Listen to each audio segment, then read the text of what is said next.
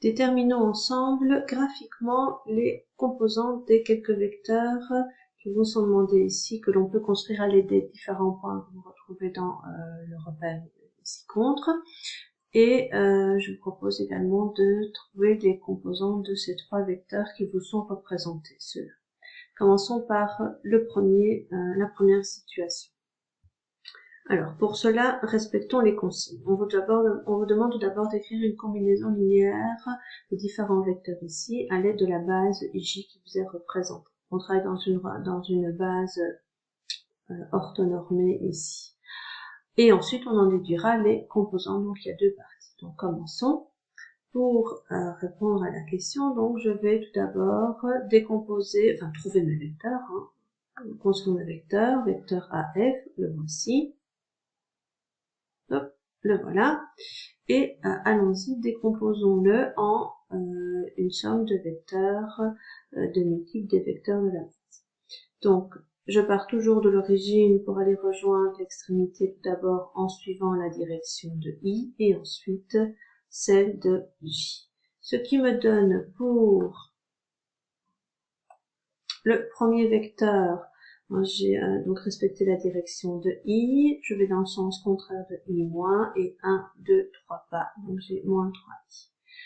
Par contre ici, c'est la direction de J, dans le sens contraire de J et de 1 pas. Et donc, le vecteur AF ici correspond à moins 3I plus moins 1J. Et donc, quelles sont les composantes du vecteur AF? Le couple qui va caractériser ce vecteur dans le repère sera le couple moins 3, moins 1. Et voilà pour le premier. Alors, le suivant, le vecteur AB. On le représente, le vecteur AB, il est ici. Je vais de A vers B. Je décompose ce vecteur AB en une somme de deux vecteurs, ces vecteurs respectant les directions des vecteurs I et J. Le premier vecteur rouge que je viens de dessiner correspond au vecteur 3I. I parce que c'est la direction de I, plus parce que c'est dans le même sens que I, et 3 parce que j'ai 1, 2, 3 pas. Par contre ici, je passe à J, je travaille dans la direction de J, dans le sens contraire, et je descends de 2 pas. Et donc, le vecteur AB s'écrit comme une combinaison linéaire des deux vecteurs I et J. Cette combinaison linéaire sera 3I plus moins 2J. Ce qui me permet de donner comme couple de composantes pour le vecteur AB, le couple 3 moins 2. Le suivant, il s'agit de GB. Alors, G est ici et B est là. Souvenez-vous, je vais tracer ce vecteur GB en essayant d'être la plus régulière possible. Voilà. Voici GB. Alors, le vecteur GB se décompose en ce premier vecteur, qui correspond, si je compte, j'ai 3 pas dans la direction et le sens de I. Et ensuite, un deuxième vecteur, qui est celui-ci, qui respecte la direction de J, et j'effectue 4 pas dans le sens de J, donc plus 4. La combinaison linéaire décrivant le vecteur GB sera 3 fois I plus 4J, et donc le vecteur GB aura pour composant le couple 3, 4. Et il nous reste OB. B, je sais où il est, j'ai déjà utilisé une fois. O, où est-il? N'oubliez pas, c'est parce qu'il n'est pas nécessairement dessiné, entre guillemets, qu'il n'y est pas. Vous travaillez dans un repère. Et un repère, qu'est-ce? C'est un triplet O, I, J. Ce triplet est formé d'une base plus d'un point qui est l'origine O du repère. Et donc, n'oubliez jamais que O, en fait, c'est en principe l'origine du repère. Il se peut qu'une autre origine soit prise, alors là c'est clairement énoncé dans l'énoncé. Et donc, quelle sera la combinaison linéaire décrivant le vecteur OB? Traçons le vecteur OB, hop, le voici. Attention, je commence toujours en respectant la direction de I. Je ne vais pas partir dans un autre sens, dans une autre direction, pardon. Et donc, je viens de faire 4 pas dans le sens et la direction de I. Et puis ensuite, je dois en faire 2 vers le haut dans la direction de J. Et donc, la combinaison linéaire décrivant le vecteur OB sera 4i plus 2j. Donc, les composants du vecteur OB sont 4, 2. Voilà pour la première partie de cet exemple.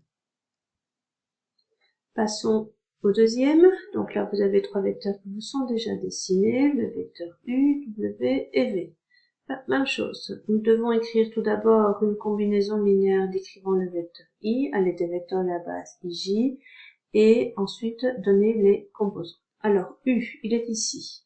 Et donc, U de l'origine à l'extrémité se décompose en ce premier vecteur rouge et puis le deuxième. Attendez, j'efface. Hop. On va refaire ça mieux. Le deuxième, le voici. Ce qui donne moins de I pour le premier, moins de J pour le second. Et donc vous obtenez comme combinaison linéaire moins de I plus moins 2 J. Et donc, votre couple de composantes sera moins 2, moins 2. Pour le vecteur V, alors le vecteur V, tout d'abord, on se déplace suivant la direction de I. Que se passe-t-il ici? Si à partir de l'origine vous tracez la direction de I, eh bien, nulle part vous allez, pas nulle part, vous êtes déjà en dessous, au niveau de l'extrémité. Et donc, avez-vous besoin d'utiliser le vecteur I pour aller de l'origine vers l'extrémité? Eh bien, non. Et donc, le vecteur I, en fait, doit être multiplié par 0 ici. Ce qui veut dire que vous avez une première composante qui va être égale à 0. Ensuite, de ce point, je pars vers l'extrémité de mon vecteur V. Je me déplace dans la direction de J, mais dans le sens contraire, et j'ai effectué 1, 2, 3, 4, 5 pas. Et donc, la combinaison linéaire décrivant le vecteur V, à l'aide des vecteurs de la base IJ, sera 0i plus moins 5j. Ce qui donne pour le vecteur V le couple de composantes 0, moins 5. Et puis, il nous reste W. W, je démarre de l'origine. Je vais rejoindre, je vais m'aligner sur l'extrémité. Je me déplace pour cela donc dans la direction de I, de 4 pas, et dans le sens de I. Ensuite, je dois me déplacer dans la direction de J, le sens de J, et je me suis déplacé de 2 pas, 2 fois plus long que le vecteur J. Ce qui me donne comme combinaison linéaire, d'abord 4i plus 2j, et donc le couple caractérisant votre vecteur W sera 4.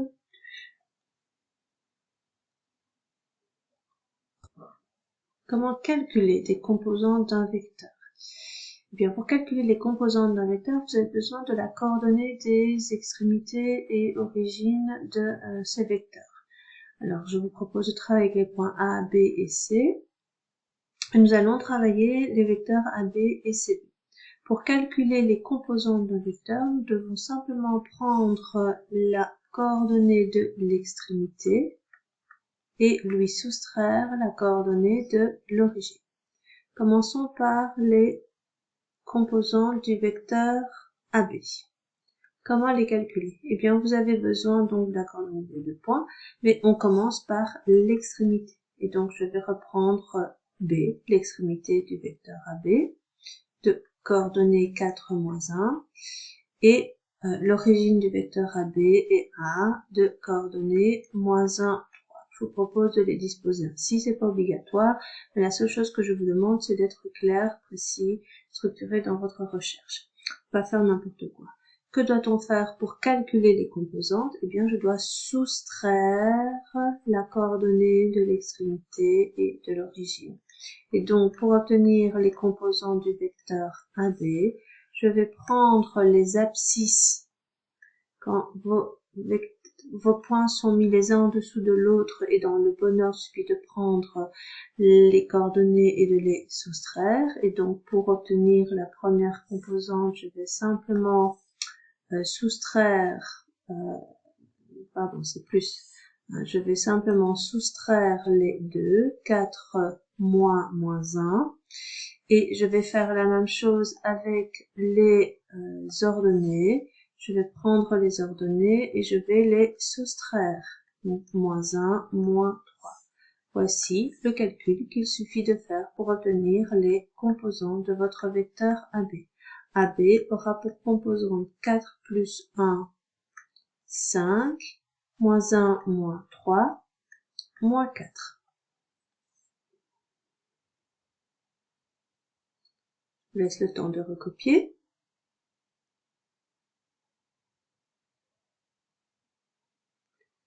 N'hésitez pas à faire pause si nécessaire.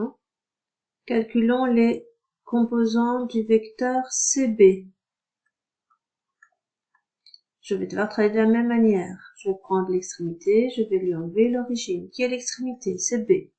Je recopie. C'est pas obligatoire, mais c'est par facilité. Quand vous n'avez que quelques points notés dans l'énoncé, c'est assez simple, calculer les composants, mais quand il y en a plusieurs et qui ne sont pas indiqués l'un à côté de l'autre, ça peut être compliqué et mener à des erreurs. L'origine du vecteur CB, c'est C, de coordonnées moins 2, moins 4.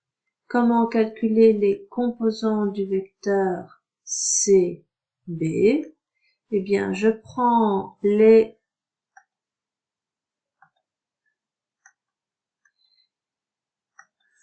abscisses des deux points et je vais les soustraire. Donc 4 moins 2. Je soustrais les deux. Je fais la même chose avec les ordonnées. Les ordonnées, les voici, je les soustrais, donc moins 1, moins, je passe à plus 4. Que cela donne-t-il comme résultat? Eh bien, pour le vecteur CB, nous aurons pour composante 6 pour la première, et moins 1 plus 4 vous mène à 3. Et voilà pour le calcul des composantes. À vous de vous exercer dans la liste des exercices que je vous demande de faire.